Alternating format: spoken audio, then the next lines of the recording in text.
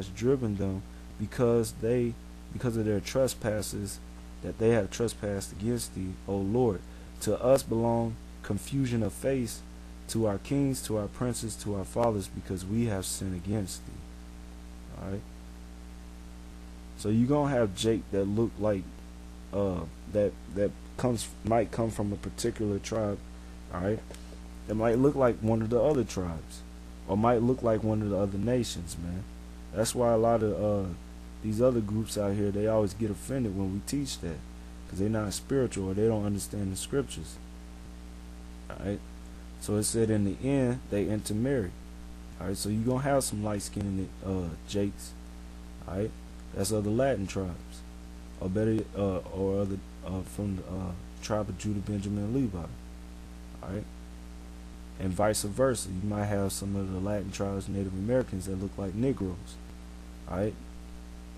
Because of a shortage of men due to warfare, many tribes encourage marriage between the two groups to create stronger, healthier children from the unions. Alright? That's right. Like, I don't know if they're going to go. Well, no, they go into it. Alright? You can read up about the Seminole Indians. Alright? What they call the black Seminole Indians. Alright? But basically, when Jake was running away, alright, from the slave masters, and they was escaping towards Florida, alright, you had Reuben, which are the so-called Seminole Indians, take Judah, alright, the Negroes that was escaping, the runaway slaves amongst them, and had them marry into the tribe, man. In the 18th century, many Native American women married freed or runaway African men due to a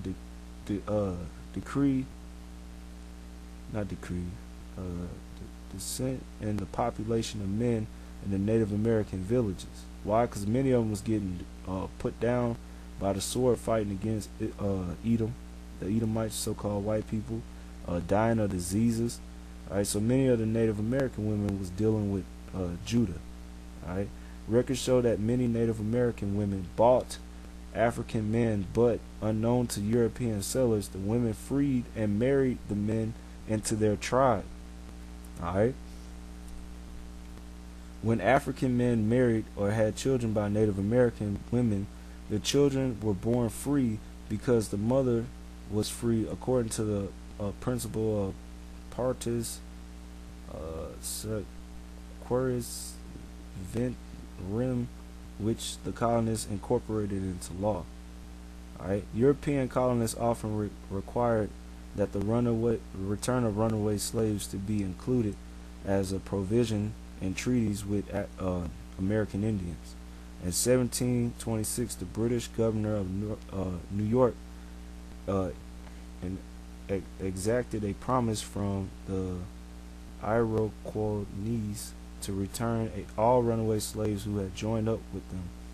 In the mid-1760s, the government requested the Huron and Delaware to return runaway slaves, but there was no record of slaves having been returned. Colonists placed ads about runaway slaves. While numerous tribes used captive enemies as servants and slaves, they also often adopted young captives into their tribe to replace members who had died.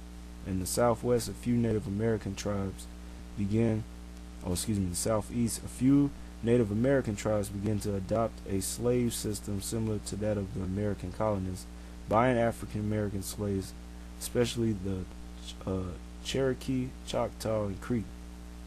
Though less than 3% of Native Americans owned slaves, division grew among the Native Americans over slavery. Alright? So even though you had a small percentage that participated in that, the large majority of Gad, alright, and Reuben did not approve of it, man.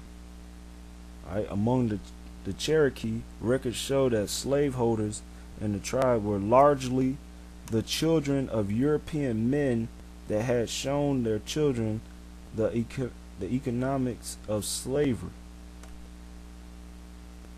Right? That's right. So they was a bunch of terrorists, man. Right? Let me get that in Zechariah.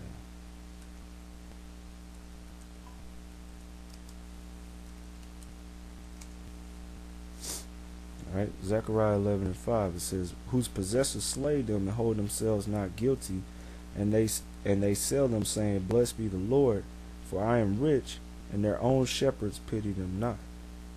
That's right. That's right. These heathens, right? Which that wasn't the Jake. It says among the Cherokee, records show that slaveholders in the tribes were largely the children of European men, right? Because you had Gad dealing with these so-called white people, having them coming amongst them, right? But those children were not Israelites; those were Edomites. They had showed their children the economies of slavery. As European colonists took slaves into fortress areas, there were frontier areas. There were more opportunities for relationships between Africans and Native American peoples. All right. So then it goes off on some other stuff. All right. Now with the Latinos, Spanish, the Spaniards, and Taínos. All right. Columbus and his crew landed on an island in Bahamas on October 12, 1492, were the first Europeans to encounter the Taino people.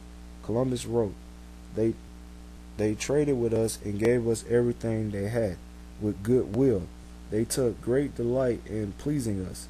They are very gentle and without knowledge of what is evil, nor do they murder or steal. Your Highness may believe that in all the world there can be no better people. They love their neighbors as themselves, and they have the sweetest talk in the world, and are gentle and always laughing. All right, and that's making reference to the tribe of what was it? The tribe of Ephraim, so-called Puerto Ricans. All right, tribe of Simeon. All right, that was in the islands, and the tribe of Manasseh. All right, Simeon, so-called Dominicans. All right. Alright, and the tribe of Manasseh, you so-called Cubans, because those three tribes was mainly in the islands, right? When these devils had first arrived, alright, and they said all these beautiful things about them, proving they was Israelites, but this is what they did. They turned around and did all this. It says, at this time, neighbors of the Taínos were the, whatever that is, I can't pronounce it, in the west tip of Cuba, the island Caribs, and the less Atlantes from those islands, and then the tribes of Florida. The Taínos called the island, which Columbus renamed as San Salvador, Spanish for Holy Savior. It was Columbus who called the Taíno Indians, as identification that had grown to encompass all the indigenous peoples of the Western Hemisphere. So that's a byword, right? Because that word Indians, right, which he was trying to say that we, like the myth said that, because you got this idiot named Elder Young One, who's a damn demon, said that the Indians have India, right? The East Indians, alright, which are the so-called so-called East Indians, alright, which come from Elam, alright, they Elamites, are a complete different people than the so-called Latinos and Native Americans, alright. That's a byword they place on us, and that word means savage, alright. He was calling them savages. A group of Taino people accompany Columbus on his return voyage back to Spain. Now that's a bunch of bullshit. Alright, and excuse my language if you get offended, but that's all, okay? They was enslaved. Alright, let me get that article real quick to prove that.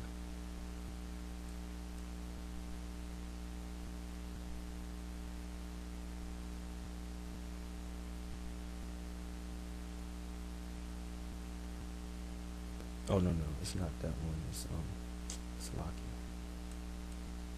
Get this. All right.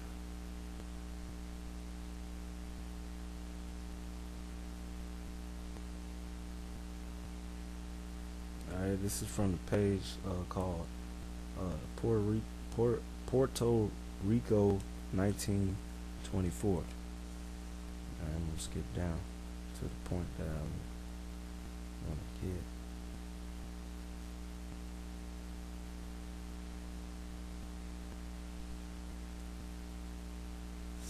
Alright, it says Columbus did introduce two phenomena that revolutionized the world: the taking of land, wealth, and labor from the Western Hemisphere, and the transatlantic slave trade.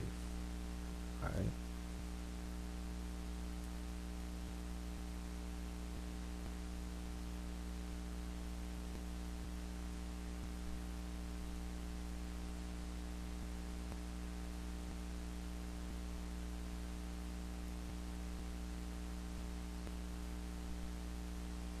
Okay, here we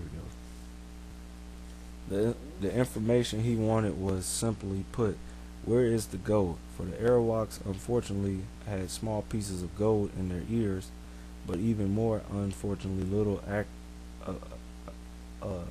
acral supplies on the island itself. After killing many of the Arawaks for not supplying sufficient gold, he left behind a small crew at the military base named Fort Navite and left for Spain with native prisoners to show to Spain.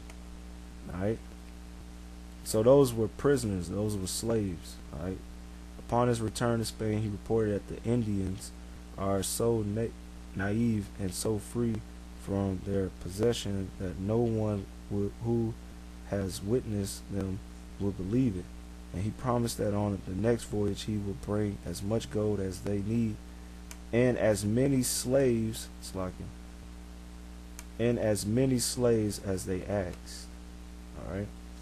It says as such on his second trip he returned with not 3 but 17 ships and more than 12,000 men to get as much gold and slaves as possible.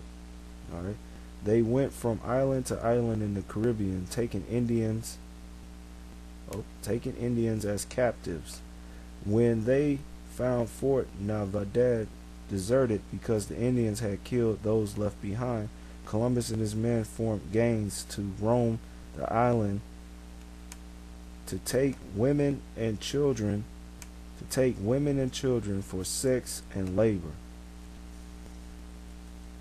Alright. You know, that's wow. Alright, pull that out. Let me get this. Alright, this is the article that the elders brought out, you know, when they was basically putting this guy on blast, this devil, Christopher Colombo, the devil, who you call Christopher Columbus. Alright, basically this Edomite goes through and, you know, basically after doing some research found out the history of, you know, of this tyrant, man, this devil, Christopher Columbus. Alright. I'm just gonna pull out the key points there. So yeah, you know, that's why you have to not, you know, just rely on one source when it comes to finding information. You gotta keep searching, man. Cause it said, you know, right here it said that a group of Taino people accompanied Columbus on his return voyage back to Spain. They didn't say, oh, they was taken as prisoners. All right. So you know you gotta dig deep, man, when you find information. Is it okay?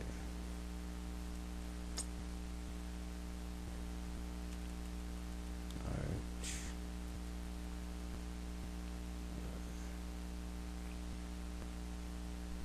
Okay, let's get it on. Let's bring out this information. I'll start right here. It says, second, Columbus wasn't a hero. When he set foot on the sandy beach in the Bahamas October 12, 1492, Columbus discovered that the islands were inhabited by friendly, peaceful people called Lucayans, Taínos, and Arawaks. Written in his diary, Columbus said they were a handsome, smart, and kind people. He noted that the gentle Arawaks were remarkable